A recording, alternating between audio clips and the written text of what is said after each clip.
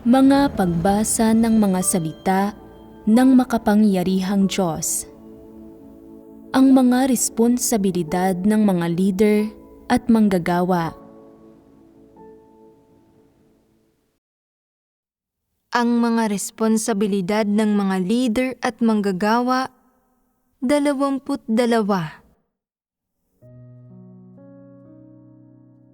Ang mga pamantayan at batayan para sa pagkilatis sa iba't ibang uri ng masasamang tao. Balikan natin ang 14 na responsibilidad ng mga leader at manggagawa. Agarang kilatisin at pagkatapos ay paalisin o patalsikin ang lahat ng uri ng masasamang tao at mga antikristo. Tingnan natin kung ang gawaing ito na dapat gawin ng mga leader at manggagawa ay may kaugnayan sa bawat detalye tungkol sa mga iglesia na kababahagi ko lang. Bakit kailangan nating pagbahaginan ang mga partikular na detalyeng ito? Ano ang ugnayan sa pagitan ng mga detalyeng ito at sa gawaing ito na dapat gawin ng mga leader at manggagawa? Ang masasamang tao at mga antikristo na ito ay hindi mga miyembro ng iglesia at kailangan silang alisin. Bukod pa rito, ang kanilang pag-iral ay nakasasagabal at nakagugulo sa gawaing isinasagawa ng mga iglesia. Kaya may koneksyon. Ang pagbabahagi ng ito ay hindi walang kabuluhan. Matapos maunawaan ang bawat detalye tungkol sa katawagan o definisyon ng isang iglesia, siyasatin natin kung paano dapat tratuhin ng mga leader at manggagawa ang mga miyembro ng iglesia. Kung paano nila dapat tratuhin ang iba't ibang tao na kinakailangang paalisin o patalsikin mula sa iglesia. Kung paano nila maayos na magagawa ang gawaing ito at kung paano nila dapat gampanan ang kanilang responsibilidad at panatilihin ang gawain ng iglesia. Una, dapat maunawaan ng mga leader at manggagawa kung ano ang definisyon ng isang iglesia. Bakit kailangang umiral ang isang iglesia? At anong gawain ang dapat na ginagawa ng isang iglesia? Pagkatapos maunawaan ang mga bagay na ito, dapat nilang tingnan kung sinong mga kasalukuyang miyembro ng iglesia ang hindi gumaganap ng positibong papel pagdating sa kahalagahan ng pag-iral ng iglesia o sa gawaing ginagawa ng iglesia, o kung sino ang maaaring magdulot ng mga pagkagambala, kaguluhan, at negatibong epekto sa mahalagang gawain ng iglesia, o seryosong makaaapekto pa nga sa reputasyon ng iglesia at magdadala ng kahihiyan sa pangalan ng Diyos. Ang malinaw na pagkilatis at agarang pagpapaalis o pagpapatalsik sa mga tao na ito, hindi ba't ito ang gawaing dapat gawin ng mga leader at manggagawa? Kaya, ano ang sangkot sa maayos na paggawa ng gawaing ito? Para mapaalis o mapatalsik ang lahat ng uri ng masamang tao at madalisay ang iglesia, at para mabigyang daan na maipamalas ang kahalagahan ng pag-iral ng iglesia at matupad ng iglesia ang papel na dapat nitong gampanan. At kasabay nito ay hayaan ang gawain ng iglesia na umusad ng maayos. Dapat munang tukuyin ng mga leader at manggagawa kung aling mga tao sa iglesia ang masasamang tao at mga antikristo. Ito ang impormasyon o aktwal na sitwasyong kailangan munang maarok ng mga leader at manggagawa kapag isinasagawa ang gawaing ito. Ang unang usaping kinahaharap ng mga leader at manggagawa sa gawaing ito ay ang pagkilatis sa iba't ibang uri ng tao. Ano ang layo ng pagkilatis sa iba't ibang uri ng tao? Ito ay para ibukod-bukod sila ayon sa kanilang uri at protektahan ang mga tunay na miyembro ng iglesia. Gayunpaman, ang pagprotekta lang sa mga taong ito ay hindi nangangahulugan na matagumpay na naisasagawa ang gawaing nakabalangkas sa 14 na responsibilidad. Ano kung gayon? Ang pinakamahalagang aspekto ng matagumpay na pagsasagawa ng gawaing ito? Ito ay ang pagpapaalis o pagpapatalsik sa lahat ng uri ng hindi mananampalataya at masasamang tao na hindi kabilang sa iglesia. Inilalarawan man ang mga taong ito bilang masasamang tao o mga antikristo. Kung natutugunan nila ang mga kondisyon para sa pagpapaalis o pagpapatalsik, ang pangangailangan para sa gawaing ito ay lumilitaw at oras na para sa mga leader at manggagawa na tuparin ang kanilang responsibilidad. Magbahaginan muna tayo tungkol sa kung paano kilatisin ang iba't ibang uri ng tao. Una, batay sa layo ng isang tao sa pananampalataya sa Diyos. Paano natin dapat kilatisin ang iba't ibang uri ng tao? Ang unang pamantayan ay ang kilatisin sila ayon sa kanilang layon sa pananampalataya sa Diyos. Ang ikalawa ay ayon sa kanilang pagkatao. At ang ikatlo ay ayon sa saloobin nila sa kanilang tungkulin.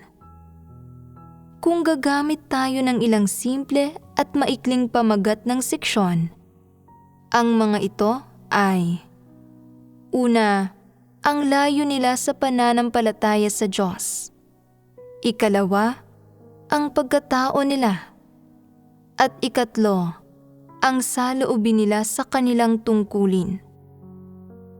Ngayong mayroon na tayo nitong 3 pamagat ng seksyon, ano ang inyong mga pagkaunawa sa bawat isa sa mga ito? Hindi pa natin gaanong natalakay ang tungkol sa layo ng mga tao sa pananampalataya sa Diyos dati. Mas marami tayong tinalakay tungkol sa pagkatao ng mga tao at sa saloobin nila sa tungkulin. Kaya mas pamilyar kayo sa mga bagay na ito.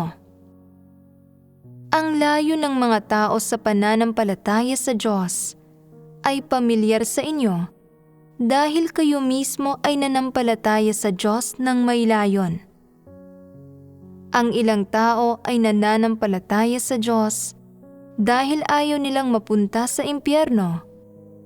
Ang ilan ay dahil gusto nilang makapasok sa langit. Ang ilan ay dahil ayaw nilang mamatay. Ang ilan ay para makaiwas sa mga sakuna. Ang ilan ay dahil lang gusto nilang maging mabubuting tao. Ang ilan ay dahil gusto nilang makaiwas sa pang-aabuso at iba pa. Hindi dapat na hindi pamilyar sa inyo ang paksang ito.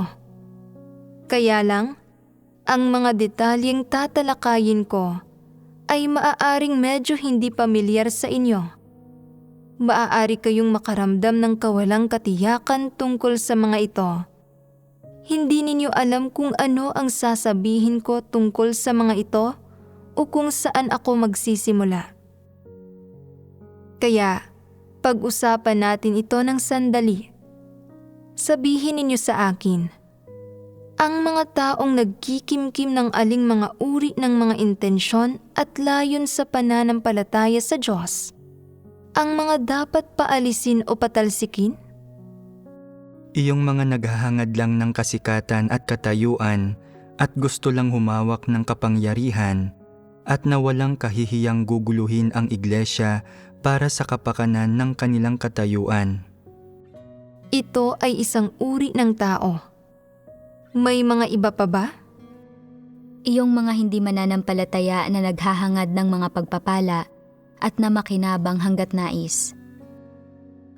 Ang mga hindi mananampalataya, ito ay isa pang uri. May iba pa ba? Maaaring iniisip ninyo ang mga pagpapamalas ng ilang tao, subalit hindi ninyo malinaw na makilatis kung ang mga taong ito ay nagbubunyag lang ng mga tiwaling disposisyon o kung talagang mga tao sila na may mga hindi dalisay na layon sa pananampalataya sa Diyos na dapat paalisin o patalsikin. Hindi ninyo ito matukoy at pakiramdam ninyo ay medyo hindi ito malinaw, kaya't hindi ninyo ito maipahayag. Ang paksa ng layon ng mga tao sa pananampalataya sa Diyos ay napakalawak. Ang lahat ay may mga intensyon at layon sa pananampalataya sa Diyos. Gayunpaman, ang mga uri ng tao na may mga hindi dalisay na layon sa pananampalataya sa Diyos na pinag-uusapan natin dito ay hindi nakatutugon sa mga kondisyon para sa pagliligtas ng Diyos. Hindi nila kayang makamit ang kaligtasan at hindi man lang nila kayang maabot ang pinakamababang pamantayan para maging isang trabahador. Anuman ang layo ng mga taong ito sa pananampalataya sa Diyos, ano't anuman, kapag nabigyan ng pagkakataon, ang mga taong ito na nananampalataya sa Diyos ng may layon ay susubukang makamit ang kanilang mga layon. At kung wala silang pagkakataon, gagawa sila ng kasamaan at magdudulot ng mga kaguluhan. Magdadala ito ng hindi maisip na mga kahihinatnan sa gawain ng iglesia o sa buhay pagpasok ng hinirang na mga tao ng Diyos. At ang mga taong ito ay ang dapat na maging mga punterya para sa pagpapaalis o pagpapatalsik. Isantabi muna natin sa ngayon ang pagkatao ng mga taong ito o kung anong mga saloobin ang kinikimkim nila sa kanilang mga tungkulin. Kung pag-uusapan lang ang tungkol sa layo nila sa pananampalataya sa Diyos, tiyak na hindi ito para tanggapin ang katotohanan at kamtin ang kaligtasan. Lalong hindi ito para magpasakop at sumamba sa Diyos. Sa makatwid, ang pananampalataya nila sa Diyos ay natural na hindi magre-resulta sa kaligtasan. Sa halip na hayaan ang mga taong ito na manatili sa iglesia at patuloy na guluhin ang hinirang na mga tao ng Diyos, ang mga tunay na kapatid, mas mabuti pang tumpak na kilatisin at ilarawan sila sa lalong madaling panahon. At pagkatapos, ay agaran na paalisin sila mula sa iglesia. Hindi sila dapat tratuhin na parang mga miyembro ng iglesia o mga kapatid. Kaya, sino ang mga ganitong uri ng tao?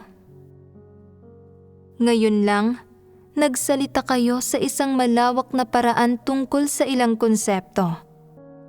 Magbibigay ako ng ilang konkretong halimbawa at mauunawaan ninyo kapag narinig ninyo ang mga ito. A. Para tugunan ang pagnanais ng isang tao na maging isang opisyal. Una, pag-usapan natin ang tungkol sa unang uri ng tao na dapat paalisin o patalsikin mula sa iglesia. May ilang tao na palaging gustong maging mga opisyal sa lipunan at magdala ng kaluwalhatian sa kanilang mga ninuno. Subalit hindi matagumpay ang landas ng kanilang karera. Gayunpaman, ang pagnanais nilang maging mga opisyal ay hinding-hindi nababawasan. Subalit hindi mataas ang katayuang panlipunan ng pamilya nila, kaya't pakiramdam nila ay walang pag-asa ang buhay at nakikita nila ang mundo bilang masyadong hindi patas. hindi man lang magawang makamit ang maliit na pagnanais na ito. Pakiramdam nila ay mayroon silang kaunting kaalaman at kahusayan, subalit walang nagpapahalaga sa kanila. Wala silang mahanap na taga-suporta at tila napakalayo sa kanila ng pagkakataong maging isang opisyal. Sa ganito kadesperadong sitwasyon, natagpuan nila ang iglesia. Pakiramdam nila na kung magiging leader sila ng iglesia, parang magiging opisyal na rin sila at ang pagnanais nila ay matutugunan. Kaya pumupunta sila sa sambahayan ng Diyos, naghahangad na magkamit ng kadakilaan. Iniisip nilang tama lang ang kahusayan at mga kapabilidad nila para magamit sa sambahayan ng Diyos at na ang pag-aasam nilang maging isang opisyal at isang kapita-pitagang individual ay maaaring maisakatuparan. Sa gayon ay matutupad ang inaasam nila sa buong buhay nila. Ang pananaw nila sa pananampalataya sa Diyos ay maibubuod sa gayong mga kasabihan tulad ng ang mabuting gawa ay nararapat gantimpalaan. Sa kalaunan, ang tunay na ginto ay nakatadhanang kuminang. At ang matalinong ibon ay maingat na pumipili ng dapuan nito. Sa ganitong uri ng kaligiran nila, piniling tahakin ang landas ng pananampalataya sa Diyos. Batay sa diwa ng taong ito, malinaw na hindi sila naniniwala sa pag-iral ng katotohanan sa mundo at lalong hindi sila naniniwala sa pag-iral ng tagapagligtas. Sa madaling salita, hindi sila naniniwala sa nag-iisang totoong Diyos at lalong hindi sila nananampalataya sa pag-iral ng lumikha. Ito man ay ang nakasulat sa Biblia o ang ipinangangaral sa relihiyosong mundo na nilikha ng Diyos ang mundo at ang sangkatauhan, na ang Diyos ang may kataas-taasang kapangyarihan at umaakay sa sangkatauhan. Ang lahat ng kasabihang ito ay pawang mga talang pangkasaysayan lang sa kanila. Walang nag-iimbestiga sa mga ito at walang makapagpapatunay sa mga ito. Mga alamat at kwento lang ang mga ito, isang uri ng relihiyosong kultura. Ito ang pinakabatayan nilang pagkaunawa sa pananalig. Nanampalataya sila sa Diyos ng may ganitong pagkaunawa. Iniisip na tinatahak nila ang tamang landas, inaabandona ang kadiliman para sa liwanag, na sila ay ang matalinong ibon na maingat na pumipili ng dapuan nito. Siyempre, hindi pa rin nila isinuko ang desisyon at pagnanais nilang maging isang opisyal at isang kapita-pitagang individual. Naniniwala sila na sa malawak na mundong ito na may napakaraming tao, walang puwang para sa kanila at tanging ang sambahayan ng Diyos ang makapagdadala ng pag-asa sa kanila. Ang pamumuhay lang sa iglesia ang makapagbibigay sa kanila ng pagkakataong magamit ang kanilang mga talento at matupad ang kanilang pagnanais na maging isang kapita-pitagang individual. Ito ay dahil sa pananaw nila sa kasalukuyang sitwasyon, lalong nagiging buktot at madilim ang mundo sa labas. Ang iglesia lang ang lupain ng kadalisayan sa mundong ito. Ang iglesia ang tanging lugar sa mundo na makapagbibigay sa mga tao ng espiritual na panustos. At ang iglesia lang ang patuloy na yumayabong. Nanampalataya sila sa Diyos ng may gayong mga kahilingan at pakay. Pagkatapos nilang manalig, wala silang nauunawa ang anuman tungkol sa pananampalataya sa Diyos. sa paghahangad sa katotohanan, o tungkol sa mga usaping may kinalaman sa katotohanan, sa disposisyon ng Diyos at sa gawain ng Diyos. Hindi nila hinahangad o binibigyang pansin ang mga usaping ito. Sa puso nila, hindi talaga nila pinakawalan ang pagnanais nila para sa katayuan at pagiging opisyal.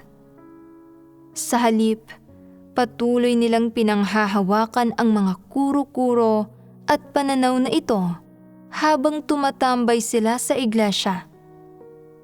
Tinitingnan nila ang iglesia bilang isang organisasyong panlipunan, isang relihiyosong komunidad, at nakikita nila ang gawain ng Diyos at mga salita ng Diyos bilang mga ilusyong nilikha ng mga mananampalataya dahil sa kanilang mga mapamahiing paniniwala. Sa makatwid, tuwing pinag-uusapan ang tungkol sa paghahangad sa katotohanan, tuwing pinag-uusapan ang tungkol sa mga salita ng Diyos at gawain ng Diyos, nakakaramdam sila ng pagkasuklam at pagkamapanlaban. Kung may sino mang nagsasabi na ang isang bagay ay gawa ng Diyos, kataas-taasang kapangyarihan ng Diyos o pamamatnugot ng Diyos, nasusuklam sila. Gayunpaman, gaano man sila nasusuklam at kinikilala o tinatanggap man nila ang katotohanan, ang pagnanais nilang magkamit ng isang posisyon ng katayuan sa iglesia para matugunan ang pananabik nila para sa awtoridad ay hindi kailanman nabawasan o napakawalan. Dahil mayroon silang gayong ambisyon at pagnanais, natural silang nagbubunyag ng iba't ibang pagpapamalas. Halimbawa, inuudyukan nila ang mga tao sa pagsasabi ng mga bagay tulad ng, "Huwag mong ibatay ang lahat sa mga salita ng Diyos," o ikonekta ang lahat sa mga salita ng Diyos at sa Diyos. Sa katunayan, marami sa mga ideya at kasabihan ng mga tao ay tama. Dapat may sarili nilang mga pananaw at paninindigan ang mga tao. Ikinakalat nila ang mga pahayag na ito para ilihis ang mga tao. Kasabay nito, masigasig din nilang ipinapakita ang kanilang mga talento, kaloob, at ang iba't ibang taktika at mga panlilinlang na kaya nilang gawin sa mundo. Sinusubukang makuha ang pansin ng mga tao at makamit ang atensyon at mataas na pagpapahalaga ng mga ito. Ano ang pakay ng kanilang masigasig na pagpapakita? Ito ay para hangaan at tingalain sila ng mga tao. Ito ay para magkaroon ng katayuan sa mga tao at sa gayon ay matugunan ang kagustuhan nilang maghangad na maging isang opisyal at magdala ng kaluwalhatian sa mga ninuno nila. Nalulugod sila kapag iginagalang, pinupuri, sinusundan, ine-endorso, dinadakila at tinitingala sila ng mga tao, at maging kapag binubola sila. Higit pa rito, walang kapaguran nilang hinahangad at tinatamasa ang mga bagay na ito. Bagamat patuloy na inilalantad ng sambahayan ng Diyos ang mga antikristo, masasamang tao, at iba't ibang tiwaling disposisyon ng mga tao, sa puso nila ay hinahamak nila ang mga ito bilang hindi karapat-dapat sa kanilang pagkamuhi at partikular na nakararamdam ng matinding pagkasuklam sa mga ito. Nakatutok sila sa paghahangad ng katayuan at nahangaan at tingalain sila ng iba para matupad ang mga kagustuhang hindi nila makamtan sa mundo at sa lipunan. Kaya, ano ang pakay nila sa pananampalataya sa Diyos? Hindi ito para magkamit ng daan-daang pagpapala sa buhay na ito at buhay na walang hanggan sa mundong darating. At tiyak na hindi ito para tanggapin ang katotohanan at maligtas. Ang pakay nila sa pananampalataya sa Diyos ay hindi para kumilos bilang isang nilikha, kundi para maging isang opisyal at isang Panginoon, at para tamasahin ang mga benepisyo ng katayuan. Tiyak na may gayong mga tao sa iglesia. Ang mga ito ang masasamang tao na nakakapasok sa iglesia. Ganap na hindi pinahihintulutan ng iglesia ang gayong mga tao na makihalo sa hinirang ng mga tao ng Diyos. Kaya't ang mga taong ito ang mga paaalisin. Madali bang makilatis ang pakay nila sa pananampalataya sa Diyos? Kung isa sa alang-alang ang mga intensyon at pakay nila sa pananampalataya sa Diyos, pati na ang iba't iba nilang pagpapamalas sa iglesia, anong uri ng mga tao sila? Mga hindi mananampalataya. Oo, sila ay mga hindi mananampalataya. Maliban sa pagiging mga hindi mananampalataya, gusto rin nilang maghangad ng katayuan at kinabukasan sa sambahayan ng Diyos para matugunan ang kanilang pananabik para sa awtoridad. Ang pakay nila sa pananampalataya sa Diyos ay para maging isang opisyal. Kaya, bakit dapat alisin ang mga taong ito? Maaaring may magsabi na kung nagtatrabaho ang mga hindi mananampalataya sa sambahayan ng Diyos at bilang mga kaibigan ng iglesia ay nakatutulong sila ng kaunti, hindi ba't ayos lang na panatilihin sila? Makatwiran ba ang pahayag na ito? Hindi. Bakit hindi ito makatwiran? Ang pagnanais nilang maging mga opisyal ay tiyak na hahantong sa paggawa ng mga bagay na makagugulo sa iba, hindi magdadala ng benepisyo sa gawain ng sambahayan ng Diyos at makaaapekto sa paghahangad ng katotohanan ng mga kapatid. Paano mo man tingnan ito? Nilalabanan ng mga hindi mananampalataya ang katotohanan at tinatanggihan ang Diyos, kaya't hindi sila maaaring panatilihin ng sambahayan ng Diyos. Hindi sila gaganap ng positibong papel. Hindi mahalaga kung hangarin man nilang maging mga opisyal. Ang mga pahayag, pagpapamalas, at mga kilos lang nila bilang mga hindi mananampalataya ay makapagdudulot ng mga kaguluhan at hindi magkakaroon ng positibong epekto. May ilang kapatid na kapag nakararanas ng ilang partikular na kapaligiran ay nagsasabing, ito ang kataas-taasang kapangyarihan ng Diyos at dapat tayong magpasakop. Makapagpapasakop ba ang mga hindi mananampalataya? Sapat na mabuti na nga kung hindi sila manggugulo at kukontra.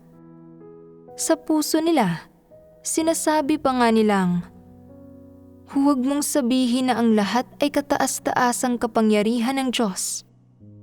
Dapat magkaroon ng sarili nilang opinyon ang mga tao at magkaroon ng kaunting kalayaan. Huwag mong iugnay ang lahat sa kataas-taasang kapangyarihan ng Diyos. Hindi lang nila hinihila pababa ang iba, kundi nagsasabi rin sila ng malalabo at mga tila makatwirang panlilin lang para ilihis ang mga tao. Hindi ba't wala itong kahihiyan? Maaaring makapagsagawa sila ng ilang tusong pakana at panluloko sa mga walang pananampalataya. Subalit ang sambahayan ng Diyos ay maling lugar para magtangkang magsagawa ng mga pakana at panlulokong ito. May ilang tao na nagpapatakbo ng mga klinika na gustong puntahan ng lahat dahil sinasabi ng mga ito na hindi masakit ang mga pag-iineksyon doon.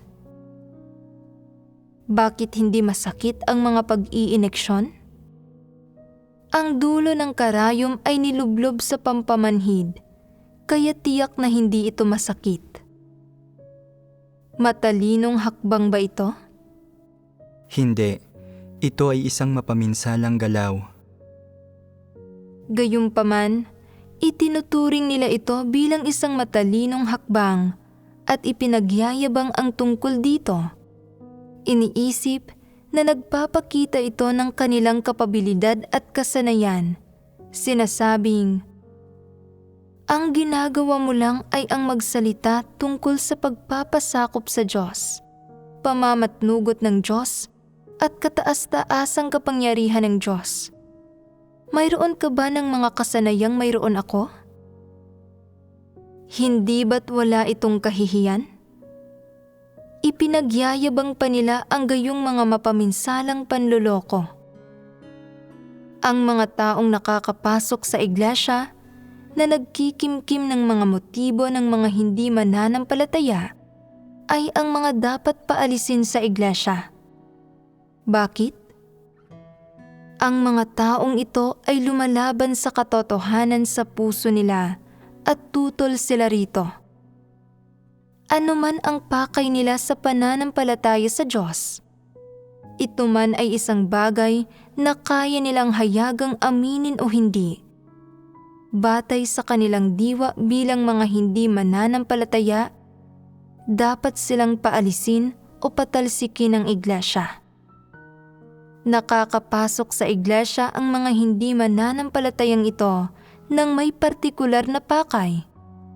Gustong ipakita ang kanilang mga talento, tuparin ang kanilang mga ambisyon, at tugunan ang kanilang mga kagustuhan sa loob ng iglesia.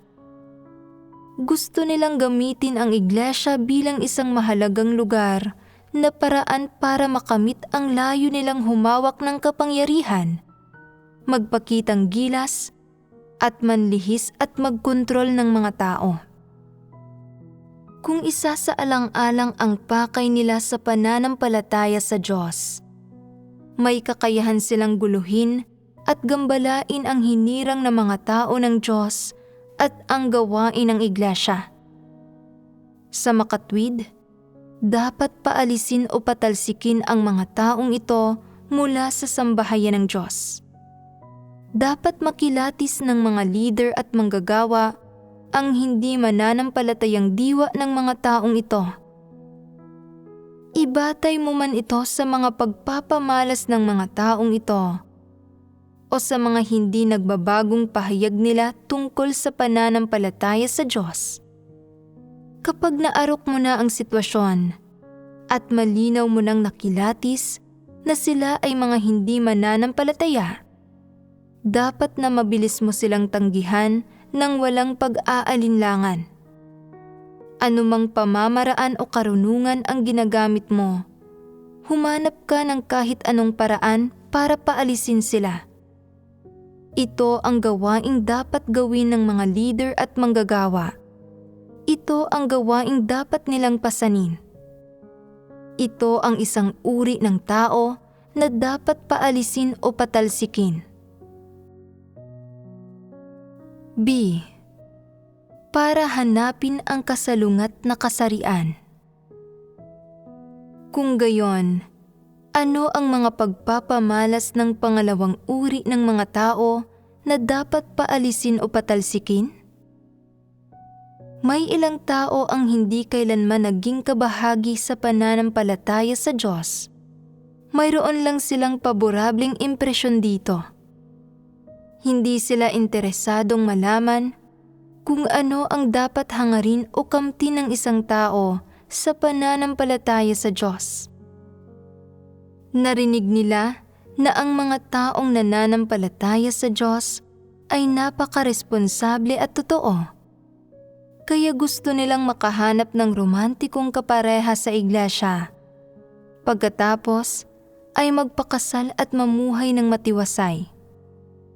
Ito ang intensyon at pakay nila, kaya nagpupunta sila sa iglesia para mahanap ang kanilang ideal na kapareha. Ang mga hindi mananampalatayang ito ay walang anumang interes sa pananampalataya sa Diyos. Wala talaga silang pakialam sa lumikha, sa katotohanan, sa pagkakaligtas, sa pagkilala sa Diyos, sa paggampan sa tungkulin o sa anumang gayong mga usapin. Kahit na kaya nilang umunawa pagkatapos marinig ang mga salita ng Diyos at makinig sa mga sermon, ayaw nilang isapuso ito.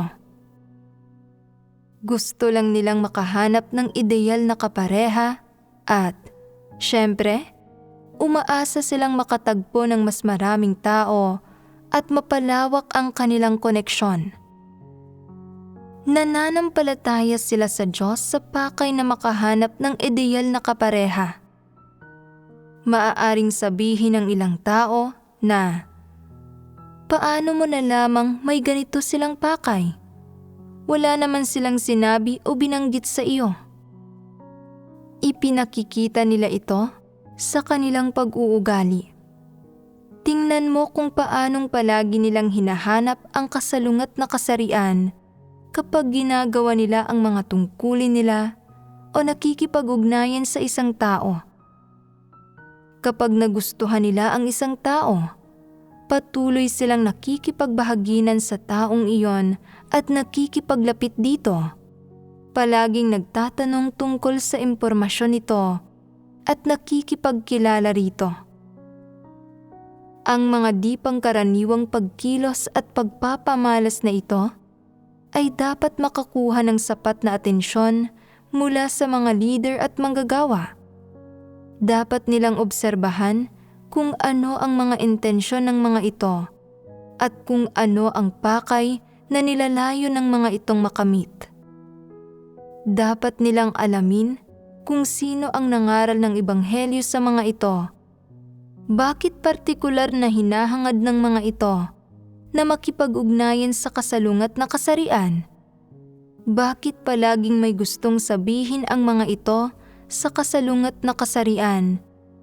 At bakit may partikular na pagkagiliw ang mga ito sa kasalungat na kasarian? Partikular sa pagpapakita ng espesyal na pagkamausisa at pagmamalasakit sa mga taong gusto ng mga ito. Ang gayong mga individual ay may magandang impresyon sa mga nananampalataya sa Diyos.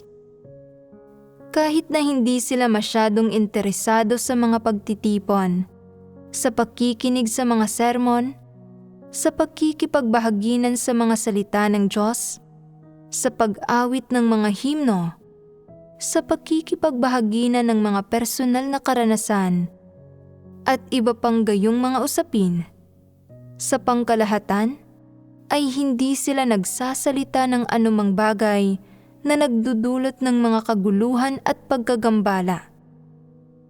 Nakatuon lang sila sa paghahanap ng romantikong kapareha na makakasama nilang mamuhay ng matiwasay.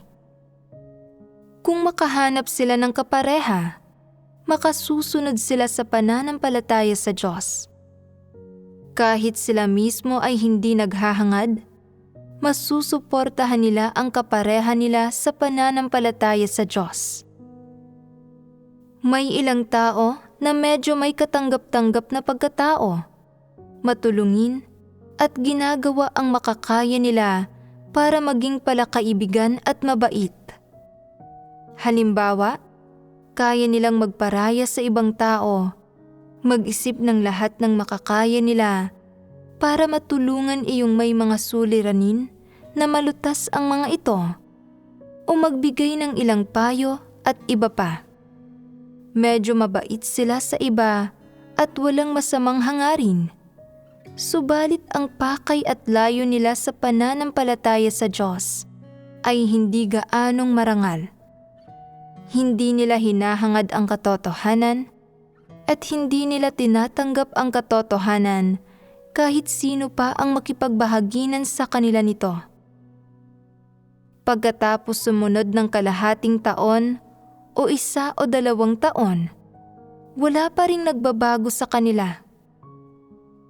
Bagamat wala silang sinasabi tungkol sa hindi pananampalataya at hindi sila nagdudulot ng anumang kaguluhan o pagkagambala, hindi sila nagkakaroon ng anumang interes sa mga usapin ng pananampalataya sa Diyos.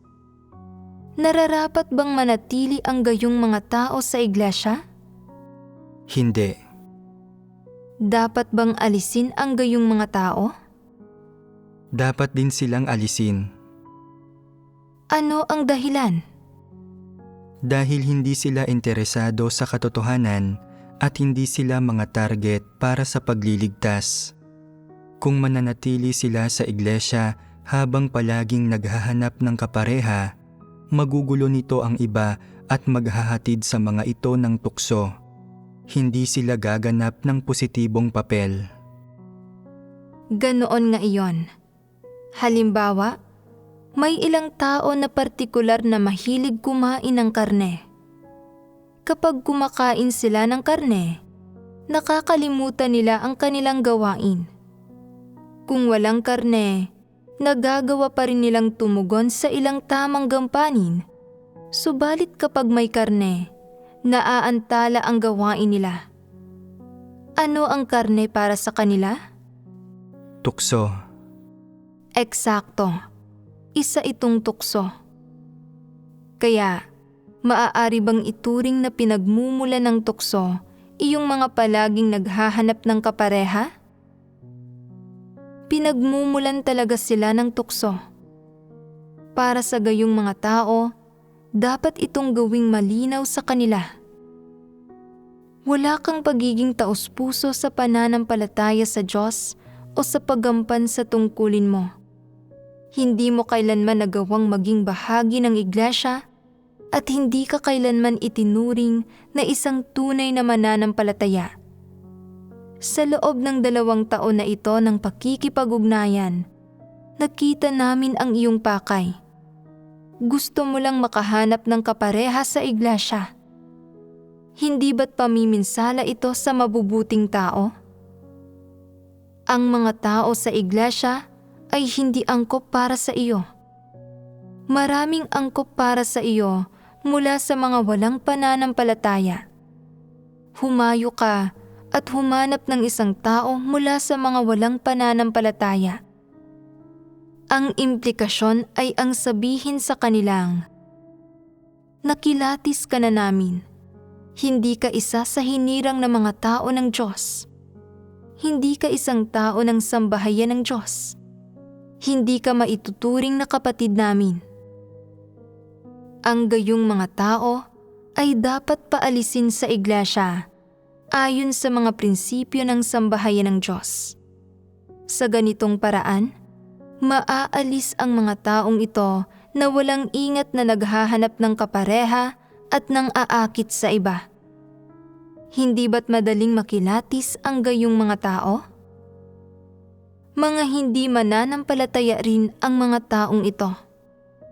May kaunting pagkagiliw sila para sa iglesia, para sa relihiyosong pananalig, at para sa mga nananampalataya sa Diyos. Gusto lang nilang gamitin ang pagkakataong manampalataya sa Diyos para makahanap ng kapareha mula sa mga mananampalataya, para makasama nilang mamuhay at tapat silang paglingkuran. Sabihin mo sa akin, posible ba ang gayong bagay? Dapat ba natin silang palugurin? Dapat bang isaayos ng iglesia ang gayong mga usapin?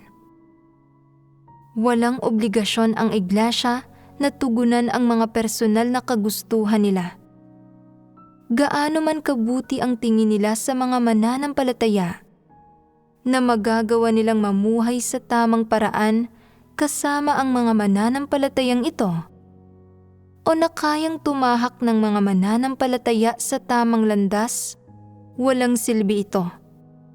Hindi mahalaga ang opinyon nila. Ang gayong mga hindi mananampalataya ay matatagpuan din sa karamihan ng iglesia. Ang paraan ng pagharap sa mga taong ito ay ang paggamit ng pamamaraang pinagbahagi na natin kanina.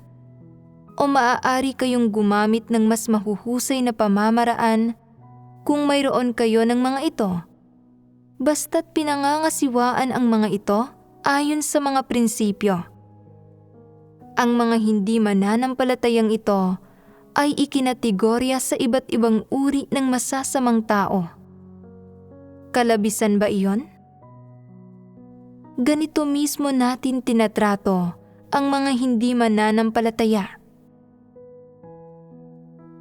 C.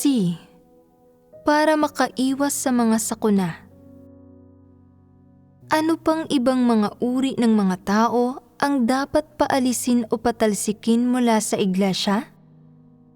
Ang isa pang uri ay ang mga nananampalataya sa Diyos para lang makaiwas sa mga sakuna.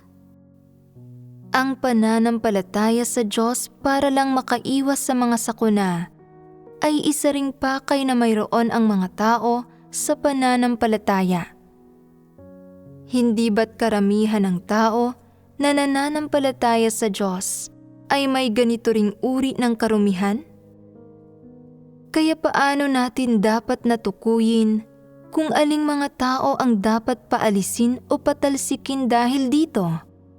At aling mga tao ang nagpapakita lang ng normal na pagbubunyag ng katiwalian at hindi dapat paalisin o patalsikin?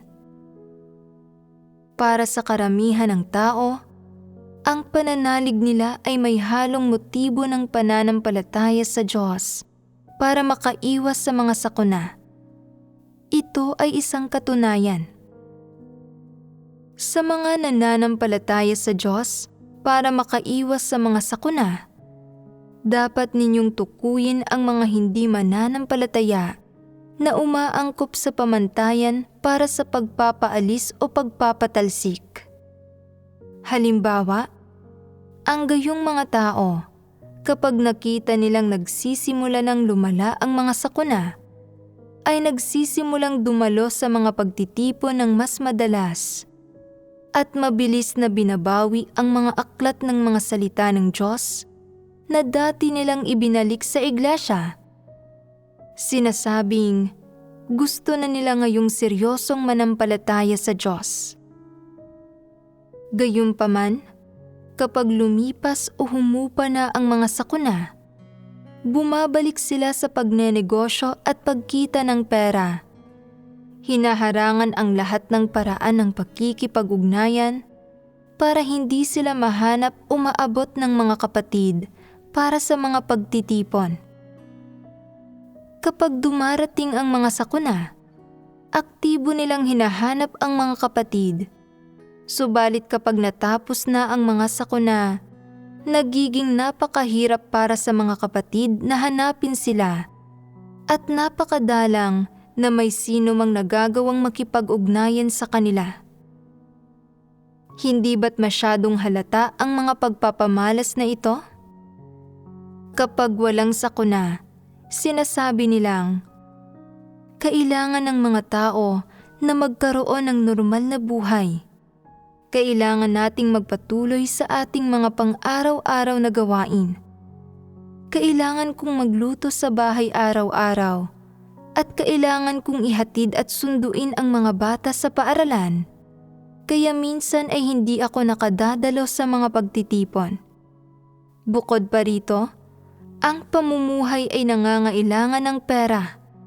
Dapat bayaran ang lahat ng gastusin sa pamumuhay. Hindi tayo makapananatiling buhay nang hindi kumikita ng pera. Sa mundong ito, walang sino man ang mabubuhay nang walang pera. Ang pananampalataya sa Diyos ay kailangang maging praktikal. Nagsasalita sila ng makatwiran at nagbibigay ng sapat na mga dahilan. Lubos na nakatutok sa pagkita ng pera at paggawa ng kanilang mga pang-araw-araw na gawain. Paminsan-minsan lang dumadalo sa pagtitipon at bihirang nagbabasa ng mga salita ng Diyos. Ang saloobin nila sa pananampalataya sa Diyos ay maligamgam, hindi malamig ni mainit. Kapag dumarating ang sakuna, sinasabi nilang, ay, hindi ko kaya nang wala ang Diyos. Kailangan ko ang Diyos. Kailangan kong manalangin sa Diyos at tawagin siya araw-araw. Hindi ako nagtatangkang umiwas sa mga sakuna. Ang pangunahing bagay ay na hindi ko kayang mabuhay ng walang Diyos sa aking puso. hungkag pa rin ang pakiramdam ng pamumuhay ng maayos nang walang Diyos sa aking puso. Wala silang masabing kahit isang salita na nagpapakita ng anumang kaalaman tungkol sa Diyos. Ang sinasabi lang nila ay mga salitang nagbibigay katwiran sa kanilang mga pagkilos at pag-uugali. Hindi nila alam kung gaano karaming aklat ang ipinamamahagi ng sambahayan ng Diyos sa lahat. Hindi nila alam kung anong paksa ang tinalakay na sa mga sermon. Hindi nila alam kung aling mga katotohanan ang kasalukuyang pinagbabahaginan sa buhay iglesia. Dumadalo sila sa isang pagtitipon, isang beses kada 6 na buwan o isang beses sa isang taon. Kapag dumadalo sila, sinasabi nilang, talagang kakilakilabot ang mga walang pananampalataya. Hindi patas ang lipunan. Masama ang mundong ito. Napakahirap ang magsumikap na kumita ng pera. Magaan ang pasanin ng Diyos sa mga tao. Patuloy silang nagsasalita tungkol sa mga walang kwentang bagay na ito na walang kinalaman sa mga paksa at nilalaman ng pagbabahaginan sa pagtitipon. Nagsasabi sila ng ilang hungkag na salita sa kanilang panalangin at ilang mababaw na salita tungkol sa pananampalataya sa Diyos. At pagkatapos, ay itinuturing nila ang kanilang sarili na mga mananampalataya, nakararamdam ng kapanatagan sa kanilang puso at kapayapaan. Pananampalataya ba ito sa Diyos? Anong uri ng mga walang hiya ang mga taong ito? Kung tatanungin mo sila, bakit hindi ka regular na dumadalo sa mga pagtitipon? Sasabihin nilang, hindi ito pinahihintulutan ng mga kondisyon ko. Ito ang kapaligiran na inihanda ng Diyos para sa akin at dapat akong magpasakop. Kay gandang pakinggan ng mga salitang ito. Sinasabi rin nilang, tingnan mo, inihanda ng Diyos ang kapaligirang ito para sa akin. Umaasa sa akin ang buong pamilya ko para sa pagkain, kaya kailangan kong kumita ng pera para makaraos. Sa ngayon, ang pagkita ng pera ang gampaning ibinigay ng Diyos sa akin.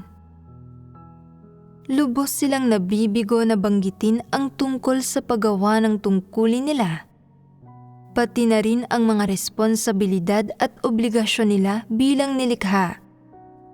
At lalong wala silang binanggit tungkol sa kung paano isagawa ang mga salita ng Diyos. Paminsan-minsan lang silang dumadalo sa isang pagtitipon at naghahandog ng kaunting pera. Iniisip na nakapag-ambag na sila sa sambahayan ng Diyos.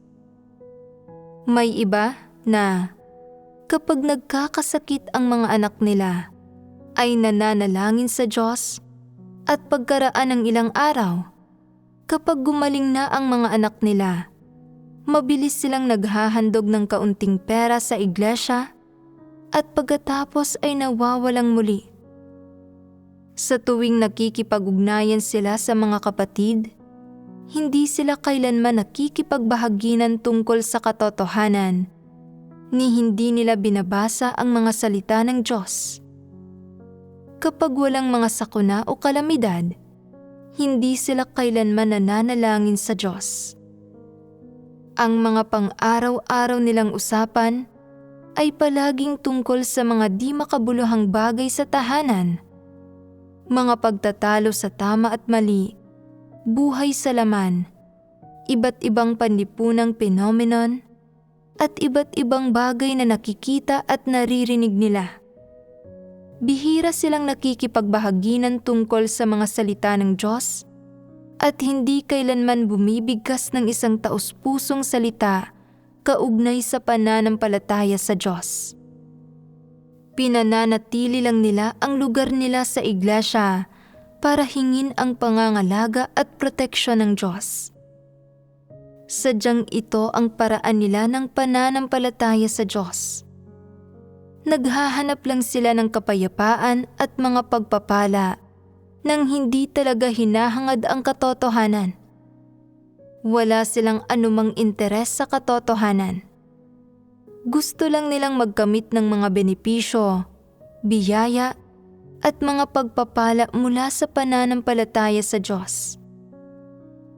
Wala silang pakialam sa susunod na buhay dahil hindi nila ito nakikita at hindi talaga sila naniniwala rito. Gusto lang nilang tamasahin ang biyaya ng Diyos sa buhay na ito at makaiwas sa lahat ng sakuna. Dahil ang Diyos at ang Iglesia ang kanilang kanlungan, sa tuwing dumadalo sila sa mga pagtitipon, ito ay tiyak na kapag nakatagpo sila ng mga paghihirap o sakuna. Ang gayong mga tao ba ay mga taos-pusong mananampalataya sa Diyos? Hindi. Anong uri sila ng mga tao? Ito ang mga hindi mananampalataya na gustong gamitin ang iglesia para makaiwas sa mga sakuna. Dapat bang pahintulutang manatili ang gayong mga tao sa iglesia? Kapag dumadalo sila sa mga pagtitipon, ginugulo nila ang iba at pinasasama ang loob ng mga ito. Karamihan ng tao ay masyadong magalang at mahihiyang subukang pigilin ang mga ito. Kaya hinayaan nila ang mga ito na maglitanya at guluhin ang pagkain at pag-inom ng mga salita ng Diyos ng lahat.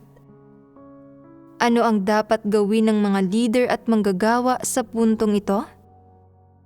Hindi ba't dapat akuin nila ang responsibilidad sa paghihigpit sa gayong mga tao, sa pagprotekta sa mga interes ng karamihan, at sa pagpapanatili ng normal na buhay iglesia?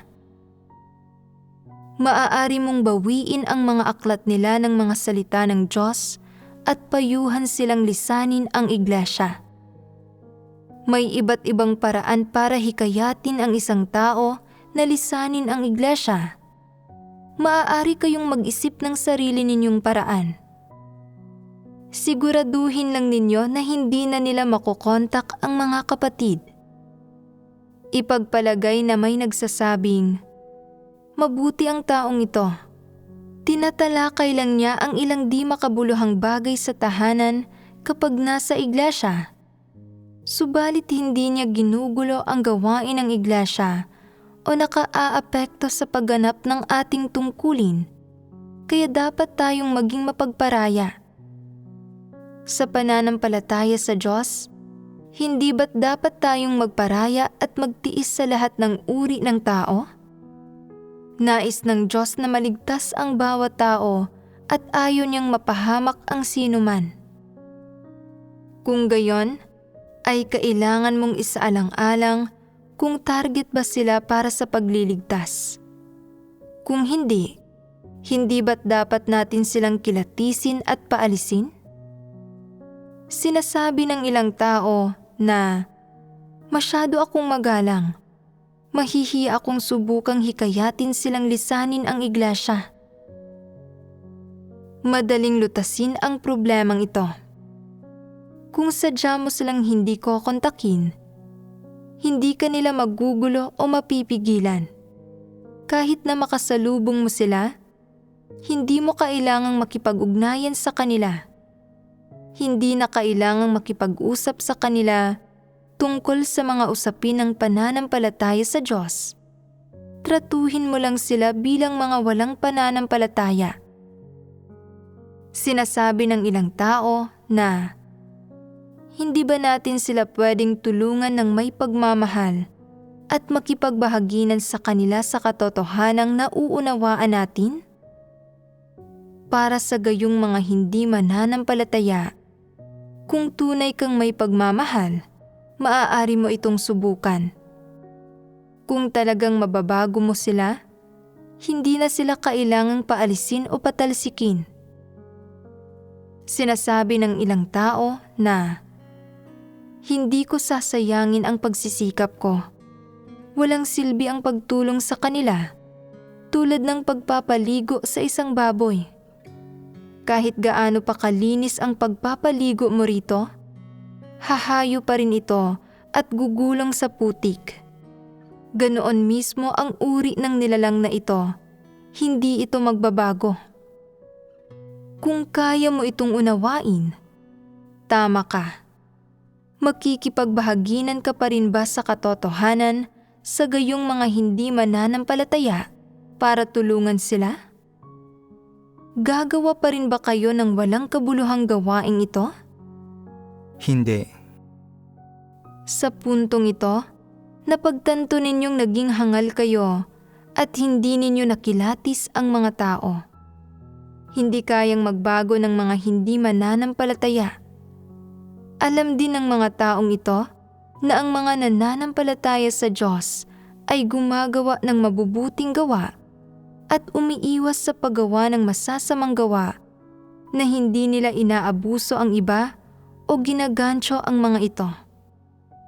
Mayroon silang magandang impresyon sa mga nananampalataya sa Diyos, kaya't nagbabalat kayo sila sa ilalim ng bandila ng paniniwala na may Diyos at mabuti ang manampalataya sa Diyos. At unti-unti silang sumasalisi sa iglesia. Pinaniniwala ang mga tao na sila ay kapatid. May ilang tao na talagang napaniniwala rito. Tunay na itinuturing sila bilang kapatid. Madalas silang dinadalaw at tinutulungan. Pagkaraan lang ng mahabang panahon nila na pagtatanto na pumupunta lang ang taong ito sa iglesia kapag nahaharap siya sa mga sakuna o mga paghihirap, nagsasabi ng mga walang kwenta at walang katuturang bagay. Kapag maayos ang takbo ng mga bagay at maayos ang lahat para sa kanila, kapag maayos ang buhay nila, hindi nila pinapansin ang lahat. Kung mas maaga sana naming nalaman na tampalasan sila, hindi na sana namin sila tinulungan o hindi na sana kami masyadong nagsikap. May silbi pa ba ang makaramdam ng pagsisisi ngayon? Huli na para sa pagsisisi. Labis ka nang nagsalita ng walang kabuluhan. Sa madaling salita, ang gayong mga hindi mananampalataya ay kailangang makilatis, mapangasiwaan, at mapaalis sa iglesia sa lalong madaling panahon. Huwag mo silang ituring na mga kapatid. Hindi sila mga kapatid. Ang mga taong pinili ng Diyos lang ang mga kapatid. Tanging iyong mga maaaring maligtas at naghahangad na sumamba sa Diyos ang mga kapatid. Iyong mga tumatambay sa sambahayan ng Diyos para umiwas sa mga sakuna at buong kasakimang tinatamasa ang biyaya ng Diyos nang hindi tinatanggap ang katotohanan ay mga hindi mananampalataya. Hindi sila mga kapatid at tiyak na hindi sila hinirang na mga tao ng Diyos. Nauunawaan mo ba? Ang gayong mga hindi mananampalataya ay dapat tratuhin ayon sa mga prinsipyo. Dapat silang itapon sa paraang nararapat sa kanila. Ito ang responsibilidad ng mga leader at manggagawa, at ito rin ay isang prinsipyo na dapat maging malinaw sa bawat isa sa hinirang na mga tao ng Diyos.